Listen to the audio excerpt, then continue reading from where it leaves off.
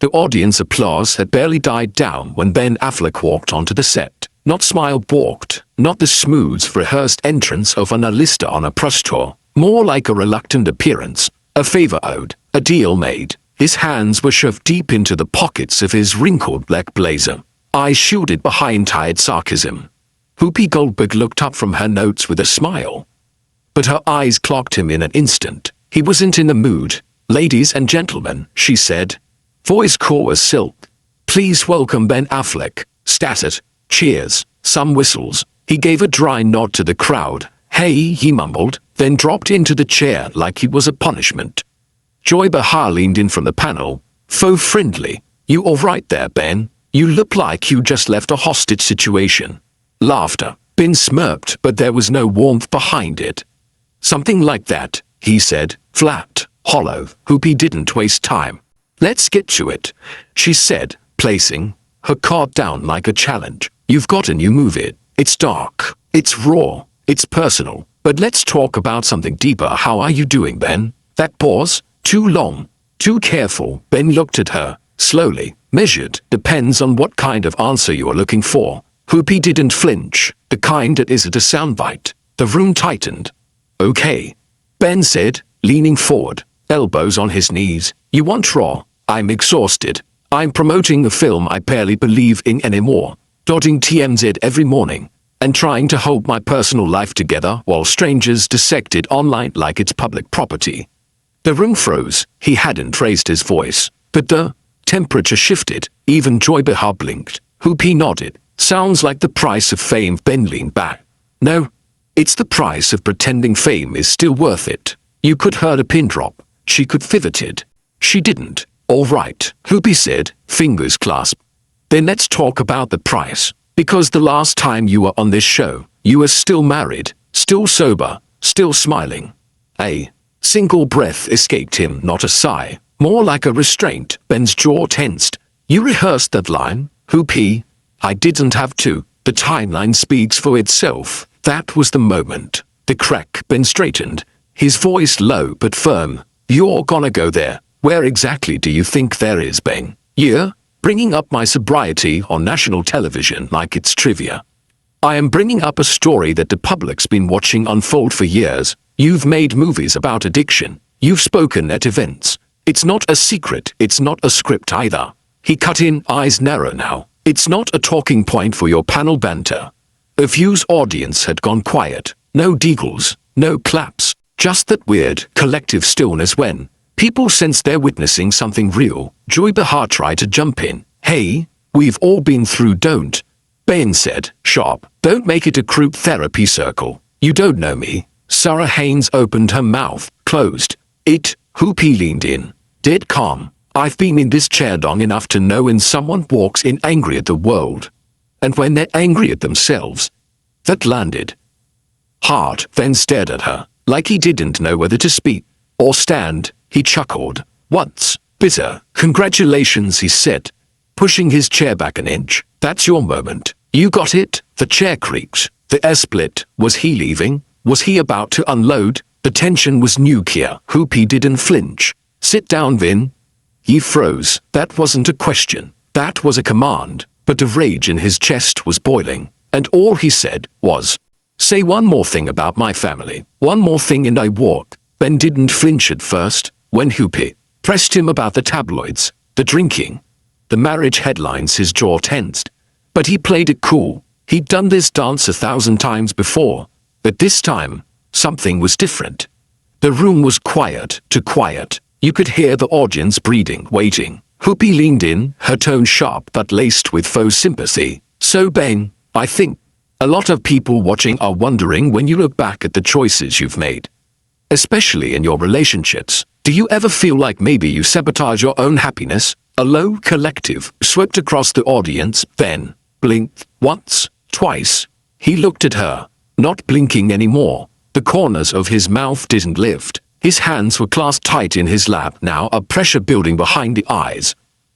"Excuse me?" he asked, quietly, calm before the storm. Whoopi didn't back down. "I'm just saying, you've spoken about regrets, about things you wish you'd done differently. That's public record. So, I'm asking if maybe deep down you're scared to be happy. That was it. The trigger. Ben slowly turned toward the live audience, as if trying to ground himself. Someone coughed. Another shifted in their seat. Even Joy Behar, silent until now, looked sideways at Whoopi like, "What are you doing?"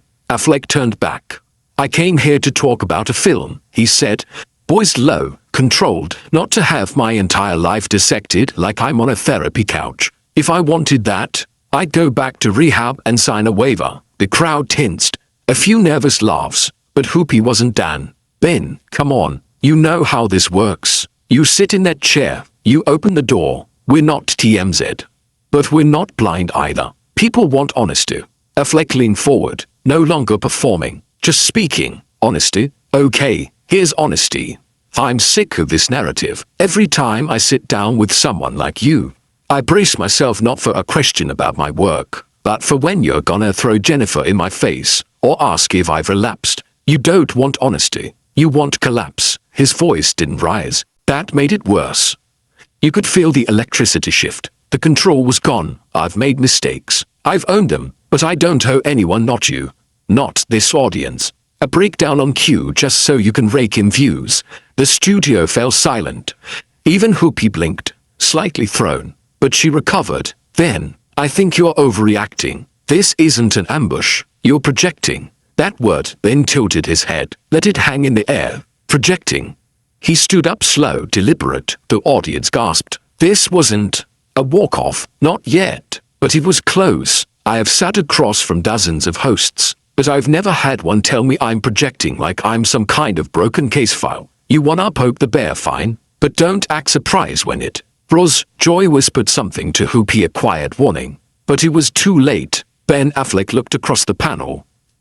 "You know what I regret most? Thinking I could walk into this room and not be treated like a headline in a suit." Then he looked straight into the camera. "To everyone watching at home, if you're struggling, if you've made mistakes, if you're trying to rebuild, don't let anyone reduce your entire life to a punchline." One final look at Whoopi. Interview's over. And with that, he turned, not storming, not running, but walking like a man who'd been burned one too many times. He left behind stunned silence, and a host who suddenly didn't have the last word. The studio was a vacuum. Whoopi Goldberg sat back in her chair, the air around her thick with disbelief. The audience, unsure whether to laugh or gasp, sit frozen in suspended tension. What had just happened wasn't a viral moment. It was the kind of fracture that reshapes reputations. Ben Affleck hadn't stormed off, not yet, but something about the way he leaned forward, his elbows pressing into his knees, suggested a man on the brink of something irreversible. True. Sitting to Whoopi's right, gave a soft cough and fidgeted with the hem of her dress. Her smile long gone. Joy Behar glanced at the producers off stage, uncertain whether to intervene or just let this disaster unfold. Ben finally spoke, low, bitter. "So that's what we're doing now, disguising character assassination as concern." Whoopi, unfazed, on the surface, matched his tone. "No one's assassinating anything, Ben. But if you come on a show like this, you know questions come with it. People want honesty. And you've got layers. We're just peeling back what's already public." Ben laughed. Sharp and humorless. "You think I haven't peeled myself raw? You think I haven't sat in rehab?"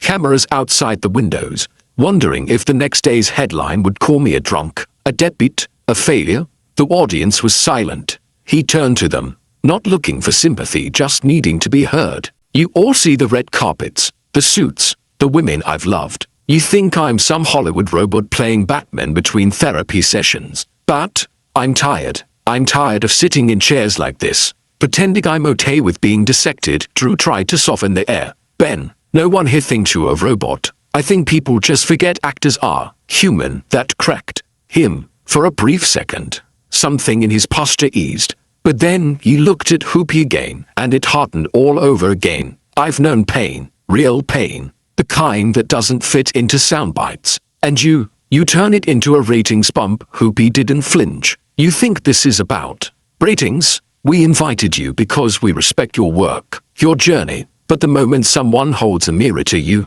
you throw it back and call it invasion." Ben stood up. The audience gasped, but he didn't leave. Not yet. He hovered, pacing a little.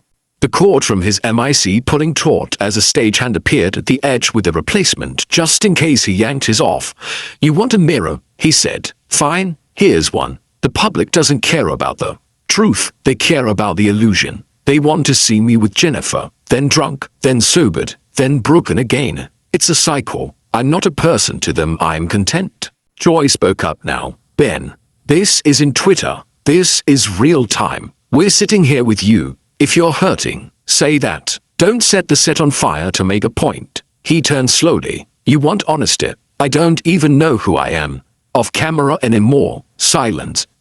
Everything I do, every smile, every comeback. It's like I'm acting in a movie about myself."